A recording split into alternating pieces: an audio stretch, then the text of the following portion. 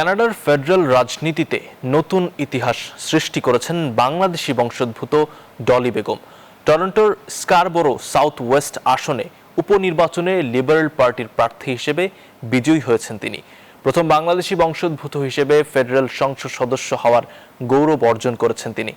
Canada প্রতিনিধি Laila নুসরাতের তথ্যচিত্রে desk report. প্রধানমন্ত্রী মাককার্নি liberal party কানাডার সংসদে একক সংখ্যাগরিষ্ঠতা অর্জন করেছে। এতে সংসদে দলটির আসন সংখ্যা গিয়ে দাঁড়িয়েছে 174, যার অংশীদার হলেন বাংলাদেশি বংশোদ্ভূত ডলি বেগম। ফলে 2029 সাল পর্যন্ত সরকার পরিচালনা সহজ হয়েছে ক্ষমতাসীনদের। একমাত্র স্মার্ট সিটি বসুন্ধরা, আধুনিকতায় এক ধাপ এগিয়ে।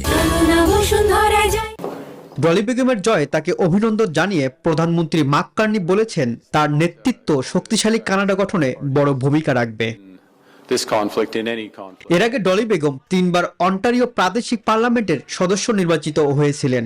শিক্ষা জীবনে কানাডার টরন্টো বিশ্ববিদ্যালয় থেকে স্নাতক ও লন্ডন ইউনিভার্সিটি কলেজ থেকে উচ্চতর ডিগ্রি গ্রহণ করেন তিনি। তার জন্ম বাংলাদেশের মৌলভীবাজার জেলায়। তার এই জয়ে আনন্দিত কানাডায় বসবাসরত প্রবাসী বাংলাদেশিরা। তারা বলেন, ডলি বেগম নতুন প্রজন্মের জন্য বড় এক অনুপ্রেরণা। Desk report, news 24।